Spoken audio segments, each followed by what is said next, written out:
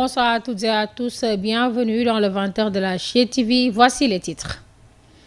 Au sommaire de cette édition, parlons de Diomaye Sonko. Des signes de désaccord persistent entre le président de la République Bassirou Diomaye Faye et son premier ministre Ousmane Sonko. Leur divergence survenue autour de la coordonnatrice de la coalition Diomaye Président alimente les spéculations sur une fracture interne. Un reportage à suivre dans le développement. Et puis, chute des obligations souveraines, la prime de risque sur la dette sénégalaise dépasse désormais les 1000 points de base, un niveau record. Selon l'économiste Cheikh Dafé, cette situation traduit une fragilité financière qui mérite une réponse rapide et structurée. Un appel téléphonique vous sera proposé dans le développement. Incivisme, pourquoi avons-nous ce réflexe de tout jeter dans la rue? Épluchure, papier, sachet, les rues du pays croulent sous les déchets. Un geste anodin pour certains, mais un véritable fléau pour l'environnement et la santé publique. Un micro-trottoir à suivre. Voilà pour les titres. Merci de rester avec nous pour la suite de l'actualité.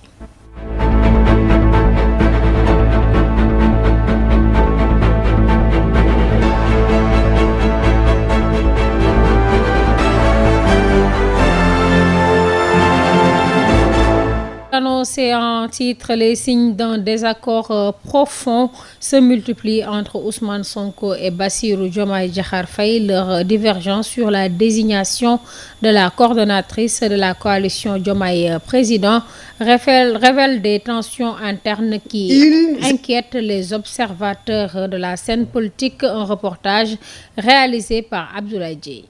Ils étaient venus au pouvoir en sauveur 15 mois après. Le doute s'installe jusque dans leur propre rang.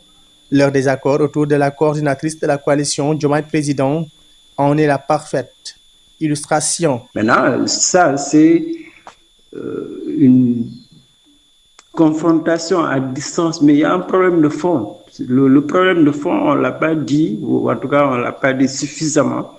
C'est que le président n'a pas la même vision que le PASTEF, il n'a plus la même vision que le PASTEF, la même vision que Ousmane Sonko. C'est ça la vérité. Ici, je ne dirais pas de rupture, parce que pour moi c'est très tôt, mais je dirais un désaccord suite à la nomination récente de Aminata Touré comme coordonnateur de la coalition Diomaye Président. Selon plusieurs analystes politiques, cette mésentente dépasse une simple divergence de personnes. Certains n'hésitent pas à établir un parallèle avec les précédents duos historiques Senghor et Mamadou Dia, Diouf et Wade, ou encore Macky Sall et Ousmane Sonko. Pour des comparaisons avec Senghor et Mamadou Dia, la différence, c'est que Senghor a fait recours à la violence étatique pour arrêter Mamadou Dia, pour l'emprisonner pendant 10 ans.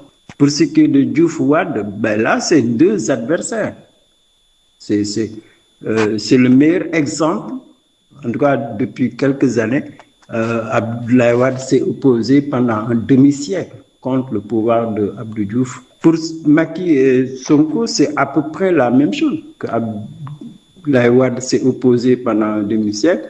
Ousmane Sonko s'est opposé plus de 10 ans. Pour beaucoup d'observateurs, le tandem Diomaye-Sonko semble s'essouffler plus vite que prévu. Et si la tendance se confirme, le Sénégal pourrait bien entrer dans un nouveau tournant politique marqué par la fin d'une alliance qui avait pourtant suscité beaucoup d'espoir. Maintenant, moi, ce qui m'importe, c'est que dans cette tendance qui laisse présager une rupture, c'est le peuple sénégalais qui va en perdre. Parce que il faut comprendre que quand deux éléphants se battent, c'est l'herbe qui se blesse. Parlons économie. La prime de risque souveraine des obligations sénégalaises par rapport aux bons du Trésor américain s'est élargie à un niveau record de 1077 points de base selon les données de JP Morgan Chase & Co. Ce seuil dépasse largement les 1000 PB. Un indicateur de détresse selon l'économiste Cheikh Dafé. Pour lui, cela traduit une situation financière particulière. Il s'est exprimé au téléphone de Mansour Diassé. Effectivement, nous l'avons tous vu à travers les publications, que ce soit informelles, formelles, sur les réseaux et autres là, la dégradation donc, qui a été constatée. Donc ça traduit une situation financière particulière du Sénégal, mais il faut le comprendre déjà. On est dans une situation de détresse ou bien d'impasse, en tout cas de nos finances publiques, de la dette. En tout cas, depuis plus d'un an, 2 ans, donc le Sénégal est dans une situation où la dette est au cœur, la gestion de la dette, mais c'est hérité d'un système, d'un régime, donc, mais en tout état de cause, les faits sont là et les faits sont têtus. Et c'est consécutif également à d'autres notations par le passé. Il y a 3 mois avec les autres agents de notation, que ce soit des agents d'impôts et autres, donc qui ont dégradé également la note du. Donc, il le classe parmi les pays africains au subsahara, au même titre que Mozambique, Gabon, un pays à haut risque. Donc, l'incapacité, je ne vais pas dire l'insolvabilité du Sénégal. Et là, il faut l'apprécier à plusieurs égards. Donc, à un certain niveau qui peut avoir des impacts non négligeables. Parce que déjà, quand un pays est sur le marché des eurobonds, des obligations, des notes souveraines, quand une note se dégrade, c'est une perte de confiance vis-à-vis des créanciers. Et ça traduit une marge de manœuvre que perd le Sénégal en termes de pouvoir lever des fonds au niveau des eurobonds. Maintenant, cette note, elle est consécutive également, donc le fait que les dernières discussions avec le FMI, vous avez vu comment la position du Sénégal par rapport à cela. Maintenant, sur le plan factuel également, il faut retenir que le Sénégal est dans une situation un peu compliquée par rapport à ses finances publiques. Là aussi, on peut le coller avec la position du gouvernement, avec son Premier ministre. Il y a une perspective ou bien même de restructuration de la dette, un refus de restructurer. Et puis, entre emploi, entrepreneuriat et accompagnement, le président de la République, Bassirou Diomaye Diakhar Faye, exige une refonte complète de la politique du handicap, une stratégie nationale qui verra le jour en 2026, une orientation magnifiée par la population. Un reportage signé Amsatou Gano Viendiaye. Lors du Conseil des ministres, le président de la République a mis l'accent sur l'inclusion sociale, estimant qu'elle doit être au cœur des politiques publiques. À cet effet, il a demandé au gouvernement de renforcer les actions visant à améliorer la situation des personnes vivant avec un handicap, notamment par l'entrepreneuriat et l'emploi. Cette décision a été largement saluée par la population. Je salue bien l'initiative. Ce qu'il faut comprendre, les handicapés font partie de la société. Nous ne pouvons pas aller sans eux, vice-versa. Et nous sommes très ravis, très contents d'avoir entendu le président de donner des instructions à ces instances pour que la question des personnes en situation de handicap puisse être revue. À Dakar et dans ses environs, le phénomène de la mendicité des personnes vivant avec un handicap reste pourtant très présent malgré les efforts consentis par les autorités. Devant les mosquées, les écoles ou encore même les grandes places, malvoyants, sourds-muets et personnes handicapées se côtoient dans des conditions souvent difficiles. Cette dame estime qu'avec l'initiative du président de la République, cela pourrait réduire le phénomène de la mendicité. Moi, je pense qu'avec l'application de cette initiative, le phénomène de la mendicité pourrait se réduire ou bien même qu'on arrive à l'éradiquer de manière définitive. Ibrahim Dieye, en situation handicap, exhorte au chef de l'État que la loi d'orientation sociale qui est rangée depuis des années soit appliquée. Et puisque sur ce, nous lui demandons de nous faire signer ou bien de sortir le décret d'application de la loi d'orientation sociale pour résoudre définitivement la question des personnes handicapées parce que cette loi date depuis 2010. Ce programme annoncé par le chef de l'État pourrait devenir un moyen efficace de lutter contre la mendicité, un fléau qui perdure depuis de nombreuses années au Sénégal. Malgré les politiques déjà mises en place, il représente un espoir d'autonomie et de dignité pour les personnes handicapées. Parlons santé maternelle et infantile. Le ministère de la Santé du Sénégal a signé un partenariat avec la Children Investment Fund Foundation dans le cadre d'un vaste programme visant à améliorer la santé reproductive, maternelle, néonatale, infantile et nutritionnelle. Ce partenariat a été annoncé lors du lancement d'un programme d'un montant de 7 milliards de nos francs dédié à ces questions de santé publique. À ce propos, écoutons le ministre Ibrahima Sy, ministre de la Santé et de l'Hygiène publique. En décidant de financer directement le ministère, et il faut le dire que c'est une première, parce que SIF a l'habitude de travailler avec d'autres organisations qui viennent financer les ministères ou des organisations dans les pays. Pour un montant actuel de 14,5 millions de dollars US, dont 10 millions sont destinés à la santé de la mère, de l'enfant et de l'adolescent, et 4,5 millions destinés à l'unité qui est chargée d'aider le ministère de la Santé à accélérer le processus de transformation du système de santé. La Fondation SIF a fait preuve d'un choix stratégique et innovant, fondé sur la confiance dans le leadership du Sénégal et la maturité de ses institutions sanitaires. C'est un modèle de financement qui inaugure une nouvelle ère de partenariat plus intégré, plus responsable et plus durable. L'Agence nationale de la petite enfance et de la case des tout-petits a organisé à Thiès un atelier d'appui pour la mise en place d'un système d'évaluation harmonisé au préscolaire. Cette rencontre entre dans le cadre de la mise en œuvre du projet de développement de la petite enfance, éducation de la petite enfance et préparation scolaire 2019-2015. Pour plus de détails, écoutons Alassane Diédhiou, le directeur des études et de la planification et suivi d'évaluation de l'Agence nationale de la petite enfance et de la case des tout-petits. Ce que nous visons dans cet atelier, c'est regrouper tout l'écosystème qui intervient dans la prise en charge de la petite enfance, à savoir les services centraux, les services déconcentrés et tous ceux qui sont dans les structures de la petite enfance, pour aller vers une évaluation harmonisée. Au niveau du préscolaire, il n'y avait pas une évaluation harmonisée. Chacun y allait avec sa réflexion, ses compétences, sa compréhension de l'évaluation. Et en analysant tout cela, nous nous sommes dit qu'il est temps quand même d'aller vers une évaluation harmonisée qui permettait d'avoir des informations, des résultats quand même qu'on peut analyser, qu'on peut interpréter. Ça, c'est de un. Deuxièmement, depuis 2018, nous avons un indicateur sur les acquis des enfants. Et nous avons des difficultés pour renseigner correctement ce que l'enfant sait faire à la fin du préscolaire, par exemple. Parlons environnement. Le Sénégalais n'est pas du tout coutumier à jeter des ordures dans la poubelle. Au Sénégal, il n'est pas rare de voir quelqu'un jeter en pleine rue ou sur la chaussée en toute innocence des épluchures d'orange, une peau de banane, des coques d'arachide, un mouchoir en papier usagé. Un acte incivique que les Sénégalais appellent à bannir, un micro-trottoir réalisé par Ndéla Ndiaye.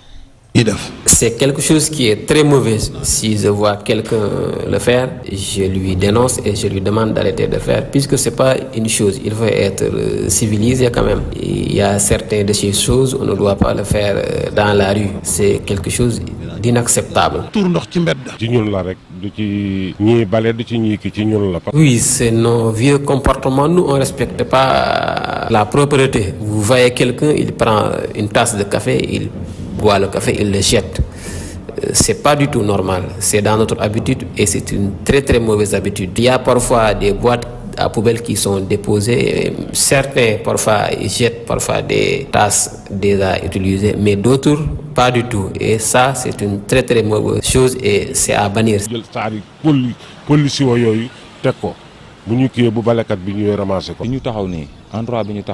Vous voyez ici aux alentours, regardez, c'est un endroit public. vous ne voyez pas de poubelles. Les gens doivent revoir la façon de faire. Ils doivent placer ici des poubelles pour que si quelqu'un veut jeter quelque chose déjà utilisé, qu'il puisse avoir là où le mettre. Mais sinon, regardez ici, partout, il n'y a pas de poubelle. Et ça, c'est des choses à déplorer. Si on veut éduquer les gens, il faut d'abord déposer des poubelles. Mais je pense que la propreté fait partie des actes civiques. Nous sommes en majorité des musulmans, même les autres religions, ils nous demandent d'être propres. La propreté, chaque personne doit participer pour que le pays soit propre. C'est pas l'apanage de quelqu'un du pouvoir ou de l'opposition ou des Sénégalais, c'est nous tous qui devons faire de telle sorte que notre pays soit propre. Et puis le professeur Arnaud Coumba Diouf à la Biscuiterie a procédé à la réouverture de son Dara dans cette commune, une action qui vise à permettre aux habitants d'apprendre gratuitement le Coran, les préceptes de l'islam, mais aussi les chassidas de Serigne Touba, a déclaré Arnaud Coumba Diouf lors de la cérémonie d'ouverture. Écoutons-le. Aujourd'hui, on est là, pas pour une ouverture, une inauguration, mais on a réouvert un Dara qui était là il y a 4 ans de cela, et peut-être par des obstacles a été fermé, que nous réouvrons aujourd'hui pour tous les enfants, tous les adultes, tous les parents qui ont un besoin d'apprendre les principes islamiques, comment faire une bonne prière, comment se concentrer pour avoir une bonne prière, apprendre les ABC de l'islam, les hadiths du prophète sallallahu alayhi wa sallam, et tout ce qui sont les fondamentaux pour être un bon musulman. Nous appelons les parents eux-mêmes qui ont des besoins d'apprendre les principes islamiques. Nous appelons aussi leurs enfants, d'amener leurs enfants d'apprendre le Coran. On m'a demandé tout à l'heure, et l'enseignement du comportement musulman, c'est en apprenant les ABC du Coran qu'on intègre dans les instructions comment doit se comporter un bon musulman. Tout ce qui sera à la disposition de la connaissance islamique seront gratuites. Parlons d'actualité hors de nos frontières. Au Cameroun, les autorités présentent un nouveau bilan de 16 morts pour les violences post-électorales et puis présidentielles en Guinée. La Cour suprême valide définitivement la liste des 9 candidats retenus. En France, l'ex-chef rebelle congolais Roger Lumbala refuse de comparaître et se retire de la salle d'audience. L'essentiel de l'actualité internationale avec Aïssatou Ba. Pour l'actualité internationale de ce jeudi 13 novembre 2025, d'abord en Guinée, la Cour suprême a rendu publique ce 12 novembre la liste définitive des 9 candidats à la présidentielle du 28 décembre 2025. Ils étaient tous déjà sur la liste provisoire annoncée la semaine précédente par la même haute juridiction. Aucun des 18 candidats qui avaient formulé des recours n'a été repêché. Le président de la transition, Mamadi Doumbouya, aura donc face à lui des personnalités politiques de moindre envergure, alors que les principaux ténors de l'opposition tels que Cellou Dalein Diallo, Sidya Touré et l'ancien président Alpha Condé ont déjà été exclus de la course. Au Cameroun, 16 morts et plus de 800 interpellations. C'est le bilan officiel des manifestations post-électorales du mois dernier après la réélection pour un 8e mandat de Paul Biya au pouvoir depuis plus de 40 ans. Le pays a été secoué par de violentes manifestations et une importante répression policière. En dehors de l'Afrique, coup de théâtre au procès de l'ancien chef rebelle congolais Roger Lumumba. Le procès s'est ouvert ce mercredi matin au palais de justice de Paris. L'ex-dirigeant du Rassemblement congolais pour la démocratie nationale est jugé en vertu du principe de compétence universelle par des crimes contre l'humanité présumés commis dans l'est de la RDC au début des années 2000, mais à la surprise générale général Roger Lumumba a récusé ses avocats alors que la défense qui conteste la compétence de la justice française n'avait pas encore obtenu de décision sur cette question judiciaire. Terminons en France les commémorations en hommage aux victimes des attentats du 13 novembre qui ont fait 132 morts et des centaines de blessés il y a 10 ans ont débuté jeudi 13 novembre au Stade de France en présence de chefs de l'État et de nombreuses personnalités politiques. Cette cérémonie marque le début d'une journée de commémoration et rend hommage à Manuel Diaz, première victime du 13 novembre, quand 3 kamikazes se sont fait exploser devant les portes du stade. Les cérémonies se poursuivront dans les terrasses parisiennes endeuillées, puis au Bataclan. Merci Aïssatou Ba, cet élément qui met d'ailleurs fin à cette principale édition du soir. Mesdames et messieurs, merci de l'avoir suivi. Bonne suite des programmes sur Global Télévision. Retrouvez tout à l'heure votre émission préférée d'Incarné avec Abdoulaye Paye.